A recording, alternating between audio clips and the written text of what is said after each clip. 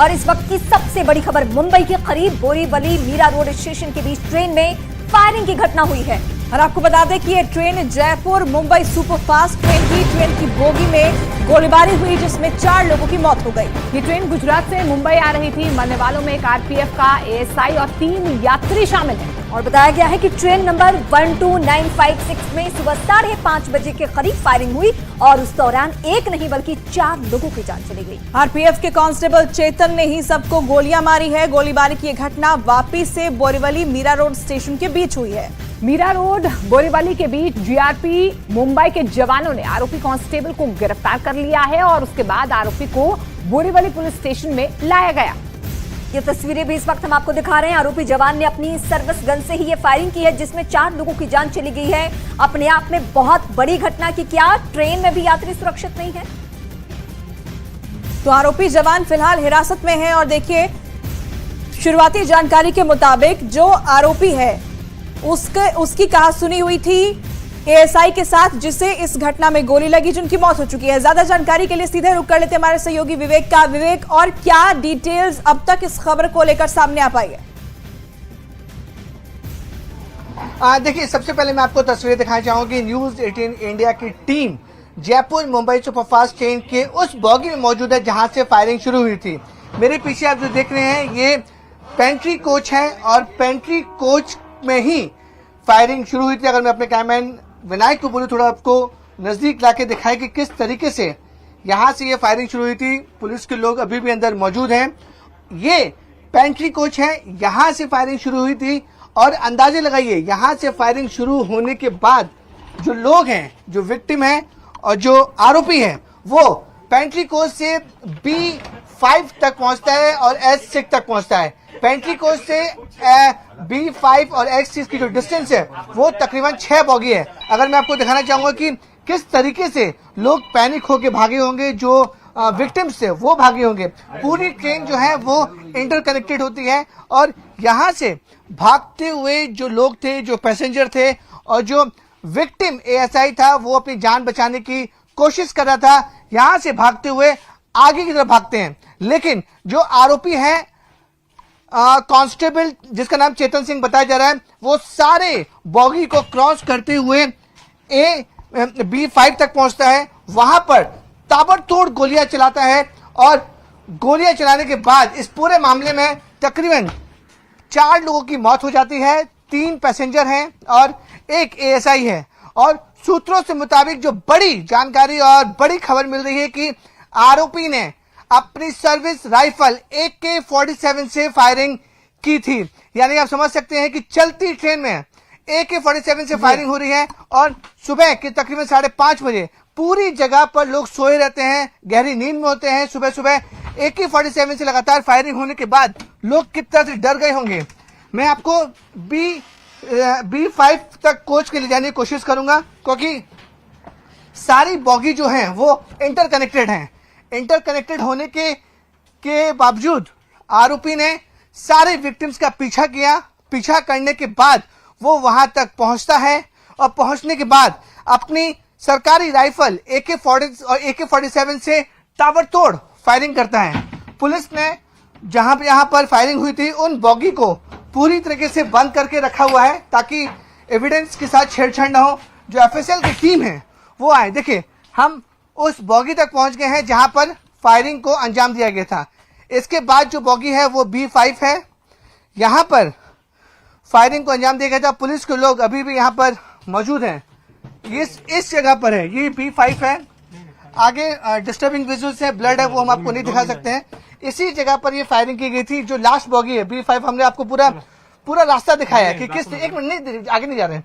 पूरा रास्ता दिखाया कि पेंट्री कार से लेकर यहां तक B5 की जो डोर है, इससे पहले जो गोलियों के निशान थे गेट के बाहर, वो भी हमने आपको दिखाए थे। यहाँ पर पुलिस मौजूद है, जीआरपी के लोग मौजूद हैं, जीआरपी की टीम मौजूद है।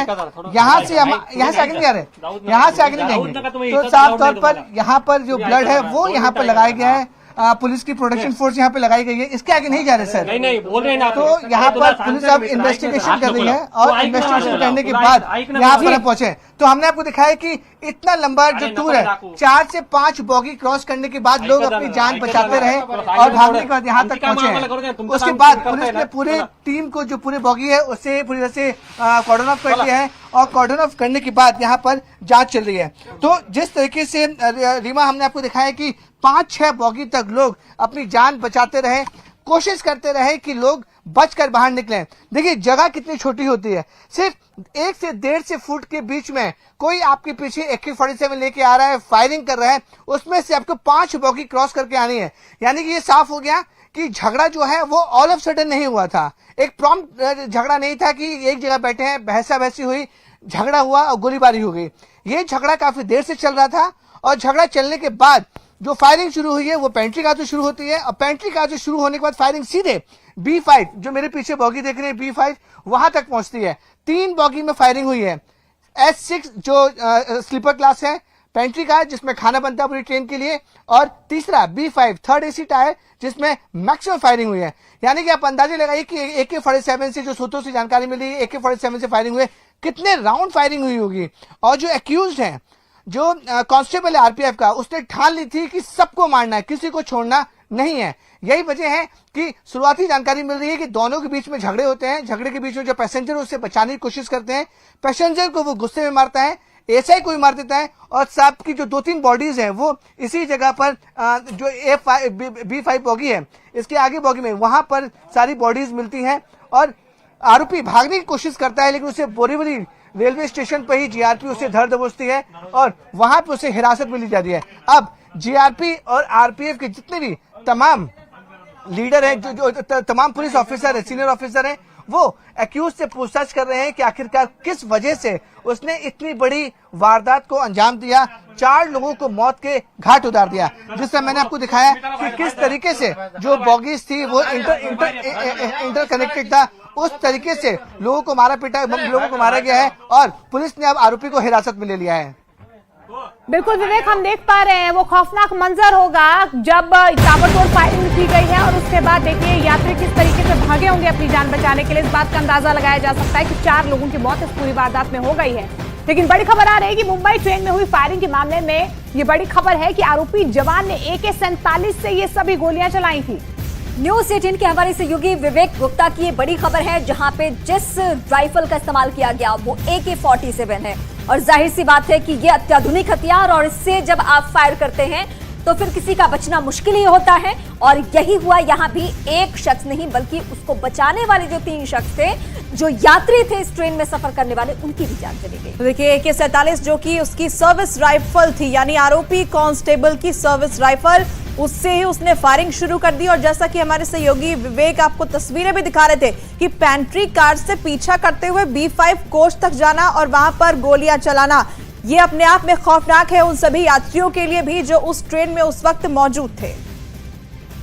तो जयपुर मुंबई एक्सप्रेस में फायरिंग AK-47 से गोली चलाने की खबर जो मिली है उसके बारे में इस वक्त हम आपको बता रहे हैं। सूत्रों के हवाले से यह खबर है और इस दर्दनाक घटना पर वेस्टर्न रेलवे के CPRO सुमित ठक्कर का कहना है कि आरोपी चेतन को गिरफ्तार कर लिया गया है इस वक्त, जबकि घटना में जिन यात्रियों की मौत हो गई है उनकी पहचान की जा रही है। जो ASI है उनका नाम टीकाराम है, टीकाराम मीना, राजस्थान के रहने वाले हैं। बाकी जो 3 सिविलियन हैं उनकी अभी आइडेंटिफिकेशन की जा रही है, अभी उनके सीट नंबर से उनको आइडेंटिफाई किया जा रहा है। उनको अभी जो बोरीवली में शताब्दी हॉस्पिटल है वहाँ भेजा गया है, चारों बॉडी को। और जो चेतन था वो दहीसर मीरा के बीच में फिर उसने चेन पुल करके वो ट्रेन से उतर गया और तत्पश्चात जैसे हुआ जो उसके पास जो ऑफिशियल वेपन था उसी से उसने ये शूटिंग की थी। फिर उसे जो भाईंदर की टीम थी, RPF भाईंदर की टीम थी, उसने उसको गिरफ्तार किया।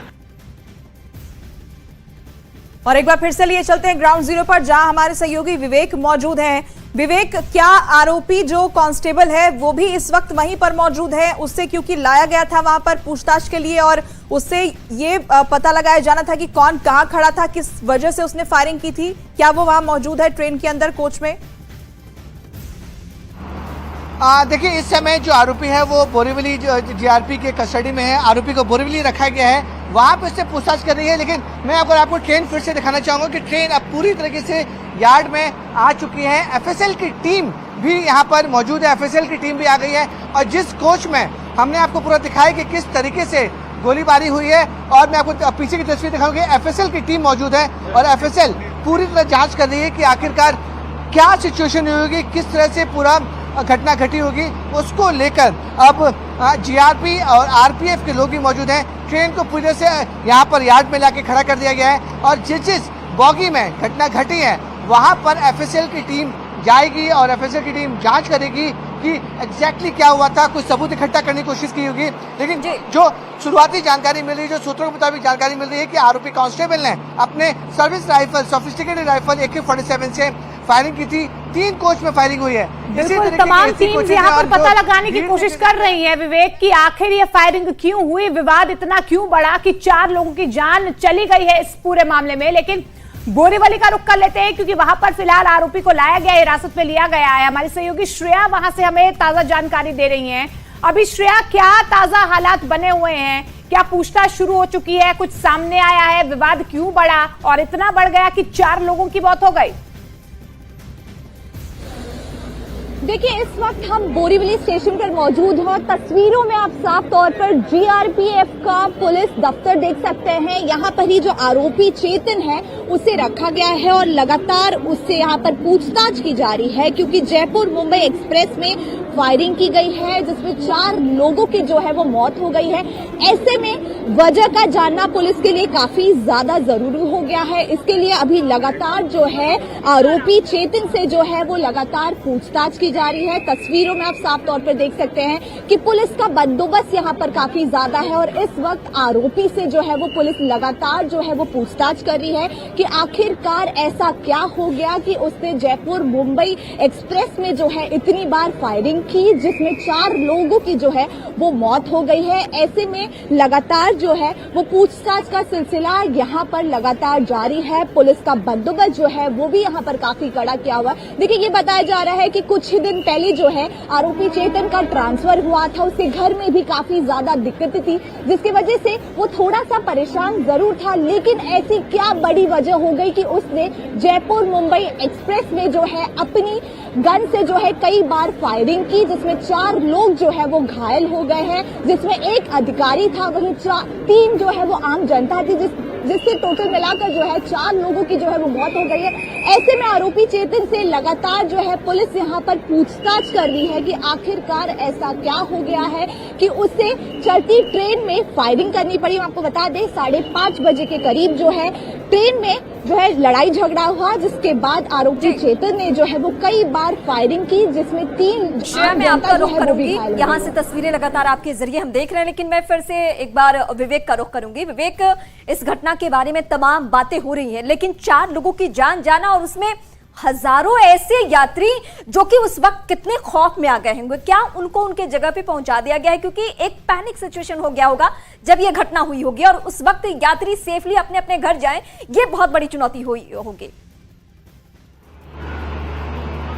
देखिए, सारे पैसेंजर सेफ हैं, सारे पैसेंजर जो अपने डेस्टिनेशन थे वहां तक पहुंच चुके हैं क्योंकि ये ट्रेन का जो लास्ट स्टॉपेज है वो मुंबई सेंट्रल है और घटना घटी है बोरीवली के पहले, यानी कि सिर्फ एक स्टेशन है बोरीवली और मुंबई सेंट्रल में जो सुपरफास्ट एक्सप्रेस है सिर्फ एक स्टेशन का डिस्टेंस रहता है। जब ये घटना घटी थी तो सारे पैसेंजर सो रहे थे और ताबड़तोड़ गोलियों से काफी ज्यादा पैसेंजर डर गए थे और यही वजह थी कि पैसेंजर को कंट्रोल करना, उनको लगा कि कोई बड़ा हमला हो गया हो या फिर दूसरी घटना हो गई हो, इसलिए पैसेंजर काफी ज्यादा डरे हुए थे।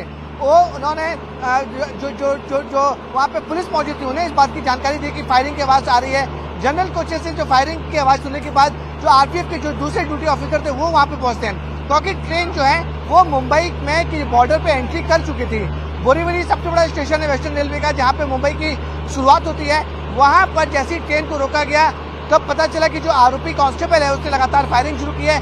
उस समय भी ट्रेन के अंदर हजारों यात्री मौजूद थे जो जयपुर से आ रहे थे। ट्रेन को मैं अगर दिखाना चाहूंगा, दूसरी ट्रेन जो है वो जयपुर मुंबई सुपरफास्ट एक्सप्रेस है, उसको यार्ड में खड़ा कर दिया गया है।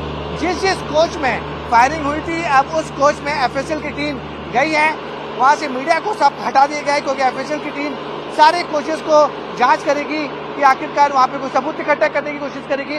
साथ ही साथ B5 में जहां पे सबसे ज्यादा गोलियां चली हैं, सबसे ज्यादा गोलियों के राउंड चले हैं, B5 में जो भी पैसेंजर थे, जो नजदीकी पैसेंजर थे, उनसे पूछताछ करने की कोशिश की जाएगी। आखिरकार घटना क्या घटी जिसकी वजह से जो आरोपी चेतन है उसने ताबड़तोड़ फायरिंग कर दी।